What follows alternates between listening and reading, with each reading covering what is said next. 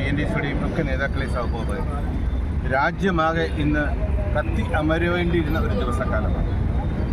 ഞാൻ മനസ്സിലാക്കുന്നത് വടക്കേ ഇന്ത്യയിൽ ഡൽഹിയിലേക്ക് വലിയ ശക്തമായ സമരങ്ങൾ നടന്നുകൊണ്ടിരുന്നു. രാജ്യത്തൊക്കെ ഞെട്ടിക്കുന്ന വിധത്തിലാണ് കഴിഞ്ഞ 2 ദിവസക്കാലമായി പത്രങ്ങളിൽ വാർത്ത വരുന്നത്. സോണിയാഗാന്ധിയെയും രാഹുൽ ഗാന്ധിയെയും അറസ്റ്റ് ചെയ്ത് ED അന്വേഷണത്തിന് വേണ്ടിയിട്ട് അവരെ ചോദ്യം ചെയ്താൽ ഇന്ത്യൻ നാഷണൽ കോൺഗ്രസിനെ തകർക്കാൻ കഴിയുമെന്നുള്ളൊരു മിഥ്യാധാരണയാണ് BJPയുടെ നേതാക്കന്മാരുടെ മുന്നിൽ വന്നിട്ടുള്ളത്. എത്രയോ കാലഘട്ടത്തിലെ രാഷ്ട്രീയമായ പരിചയമുള്ള രാഷ്ട്രീയ പ്രസ്ഥാനം ഏറ്റവും ബ്രിട്ടീഷുകാരൻ്റെ മുന്നിൽ പോലും വിരിമാറ് കാട്ടിയ ലക്ഷക്കണക്കിന് ആളുകൾ രക്തസാക്ഷിത്വം ഭരിച്ച അങ്ങനെ ഒരു സ്വാതന്ത്ര്യത്തിൻ്റെ രാജ്യത്തെ ദേശീയ പാർട്ടിയാണ് ഇന്ത്യൻ നാഷണൽ കോൺഗ്രസ്. ആ കോൺഗ്രസിനെ 1 ദിവസവും 2 ദിവസവും 10 വർഷക്കാലം കൊണ്ടും അങ്ങനെ 11 വർഷക്കാലം കൊണ്ട് തകർക്കാൻ കഴിയുന്നതല്ല എന്ന് കഴിഞ്ഞ തെരഞ്ഞെടുപ്പിൽ പോലും തെളിയിക്കപ്പെട്ടിട്ടുള്ളതാണ്. പക്ഷെ അവിടെയൊക്കെ അവർ ഉപയോഗിക്കുന്ന തന്ത്രം നമ്മുടെ നാട്ടിലെ ജനങ്ങളെ ഒരുമിച്ച് ഒറ്റക്കെട്ടായി കൊണ്ടുപോകുന്നതിന് പകരം ജാതിയും മതവും പറഞ്ഞ് വർഗീയ വിദ്വേഷം കത്തിച്ച് ആളുകളെ തമ്മിൽ അടുപ്പിക്കുന്ന തന്ത്രമാണ്. ശരിക്കും പറഞ്ഞാൽ സാധാരണ ഉത്സവ പറമ്പിൽ കാണിക്കുന്ന അതേ പ്രതീതിയാണ് ഇന്ന് നരേന്ദ്രമോദി കാണിക്കുന്നത്. പോക്കറ്റടിക്കാരനെ വെല്ലുന്ന തരത്തിലാണെന്ന് നരേന്ദ്രമോദി ഓരോ ദിവസം പുതിയ സംവികാസങ്ങൾ.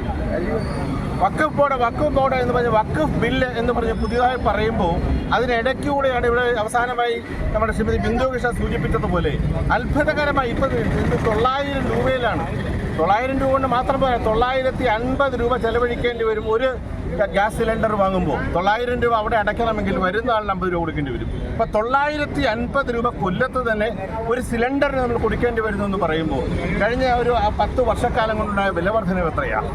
ഗ്യാസിൻ്റെ വിലവർദ്ധനവ് സൂചിപ്പിച്ച്, പെട്രോളിയത്തിൻ്റെ വിലവർദ്ധന സൂചിപ്പിച്ച് ഇതൊക്കെ പറഞ്ഞ് ആധാറിൻ്റെയൊക്കെ പേര് പറഞ്ഞാണ് 2014 അധികാരത്തിൽ വന്നെങ്കിൽ അന്നു മുതൽ ഇന്ന് വരെ ഓരോ ദിവസവും എന്ന് കൂടുന്നു ആർക്കും ഒരു അത്ഭുതമില്ല. കഴിഞ്ഞ കാലങ്ങളിലൊക്കെ ബഡ്ജറ്റ് ദിവസം മാത്രമാണ് 50 പൈസയോ 1 പൈസയോ 2 രൂപയും കൂടിയിരുന്നെങ്കിൽ ആ 2 രൂപയും 2 രൂപയും കൂടിയിരുന്ന കാലഘട്ടത്തിൽ മാറി ഒറ്റ അടിക്ക് തന്നെ 70 രൂപയായിരുന്നു. മൻമോഹൻ സിംഗ് ഭരിച്ചിരുന്ന കാലഘട്ടത്തിൽ 70 രൂപയായിരുന്നുവെങ്കിൽ ഇന്ന് 110 രൂപയിൽ പെട്രോൾ വന്ന് നിൽക്കുന്നു. നമ്മളൊന്നും മനസ്സിലാക്കാത്ത മറ്റൊരു വിഷയം, ക്രൂഡ് ഓയിലിൻ്റെ വില അന്ന് 150 രൂപ ഒരു വീപ്പയ്ക്ക് $150 ഉണ്ടായിരുന്നപ്പോൾ ഇന്ന് $65 താന്നു നിൽക്കുക. ഇതിലൊന്നും നമ്മൾ ചിന്തിക്കാത്ത തരത്തിൽ ആളുകളെ തമ്മിൽ അടുപ്പിക്കുന്ന ഒരു ഗവൺമെൻറ്, അത് കേന്ദ്രത്തിലായാലും കേരളത്തിലായാലും. കഴിഞ്ഞ കുറച്ച് ദിവസങ്ങൾക്ക് മുമ്പ് മാത്രമാണ് കേരളത്തിലെ മുഖ്യമന്ത്രി ഒരു സാമുദായിക നേതാവിനെ കൈ ഉയർത്തിപ്പിടിച്ചു പറഞ്ഞത് രാജ്യം കണ്ട കേരളം കണ്ട ഏറ്റവും വലിയ സാമൂഹ്യ വിപ്ലവകാരിയാണ് ശ്രീ വെള്ളാപ്പള്ളി നടേശൻ എന്നു പറഞ്ഞ കേരളത്തിലെ മുഖ്യമന്ത്രി മറ്റൊന്നും കൊണ്ടല്ല, എല്ലാവർക്കും സ്വന്തം മക്കൾ വലുതാണ്. വീണാ വിജയനെ തീർച്ചയായിട്ടും വീണാ വിജയൻ അകത്താകുമെന്ന് മനസ്സിലാക്കിയപ്പോൾ EDയുടെ സഹായം കിട്ടണമെങ്കിൽ ഏതൊക്കെ തരത്തിൽ എവിടെയൊക്കെ എന്ത് നാടകം കളിച്ചാലും ഈ നാടകത്തിൻ്റെ അവസാനം ഇതിലൊക്കെ രക്ഷപ്പെടുത്തണമെന്നുള്ളത് കൊണ്ട് തീർച്ചയായും അദ്ദേഹം ചെയ്യുന്നതും എങ്ങനെയും BJPക്ക് വേണ്ടി സീറ്റ് അഡ്ജസ്റ്റ്മെൻറ്റ് നടത്താനുള്ള ചർച്ച ആരംഭിച്ചിരിക്കുന്നു.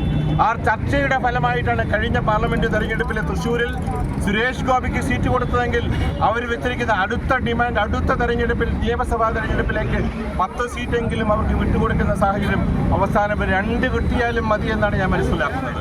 അത്തരത്തിലുള്ള നെഗോഷിയേഷൻ, അത്തരത്തിലുള്ള ചർച്ചകൾ നടന്നുകൊണ്ടിരിക്കുന്ന സന്ദർഭത്തിൽ പ്രതിഷേധ പ്രകടനങ്ങൾ നടന്നുകൊണ്ടിരിക്കുന്നു.